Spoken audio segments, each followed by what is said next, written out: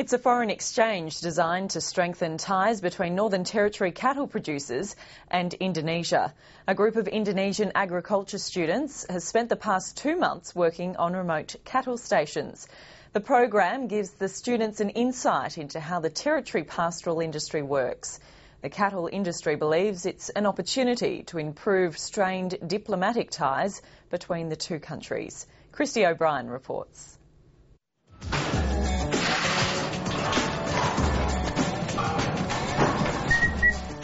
These Indonesian animal husbandry students are a long way from home, mustering cattle at Lakefield Pastoral Property, 500 kilometres south of Darwin.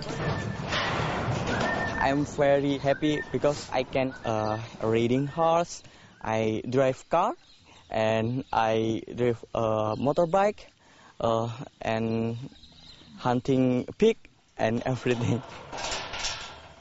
I'm very happy and hurt because the people of Australia, they work hard, not just men, but women is very hard work.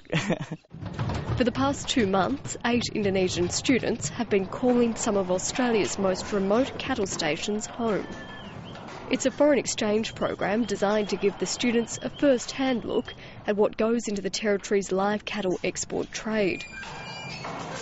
I think it's a great concept. We got wind of it in January, that it was going to happen, and as soon as we heard that, we stuck our hand up and said, yep, we want to be part of it. The Riggs family has thrown open their farm gate to the students. With mustering season at its peak, there's plenty for the students to learn. Just about everything that we do on a cattle station, and I mean everything. Riding horse, taking cows, branding calves, vaccinations, cleaning water troughs, fixing fences, cutting up meat. Anything and everything. It's give me many new experience, and everything is new, new knowledge. Gary is like my teacher. He is very patient when he explains everything, like explanation about branding, explanation about like castration, like that. Very different because in Indonesia we just have feedlotting and maybe pastoral like this in NT and Nusa Tenggara Timur, and I not see a look like this, and I can learn in here. Very interesting. A serious agenda lies behind this exchange program. The federal government suspended trade with Indonesia a year ago after footage of animal cruelty aired on the ABC's Four Corners. The damage has cut deep. Permits for live exports have been slashed under half the number on previous years, and there's talk that Indonesian government officials could shut down beef imports from Australia in the future. Yeah, a lot of uncertainties. We still uncertain. You still haven't got a future. It's we just live in 1 week after the next sort of thing. It's very hard to get cattle into the marketplace. Prices have dropped away at the moment as well. Those who work in the industry see this program as an opportunity to build bridges. We're also very uncertain about diplomatic relations at the moment, and we think that they really need to be improved. And it gives us also an opportunity to show through the students our high regard for animal ethics and how we do really care for animals before they go over there. Now we've just got the hard yards to do to mend relations, and I see this as a great program. Great for these guys to come on board and learn animal husbandry ways. It's a two-way thing. We actually learn from them as well. The Northern Teritory Cattlemen Association, which instigated and funded the program, says it's a grassroots way of repairing diplomatic ties. Last year when we saw the trade stopped abruptly, it struck at the very heart of those relationships.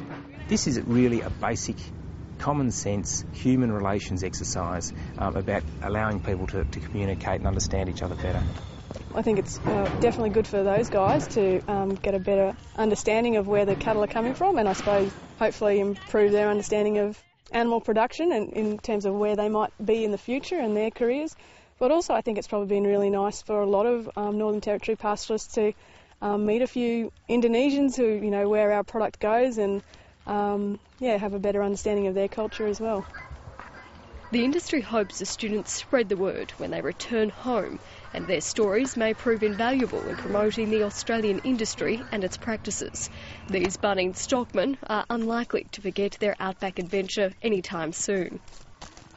I mean, the reports back from the stations have been just truly outstanding. People said, look, we'll have them back anytime. These guys have been fantastic. And the relationships obviously have been enjoyed both ways.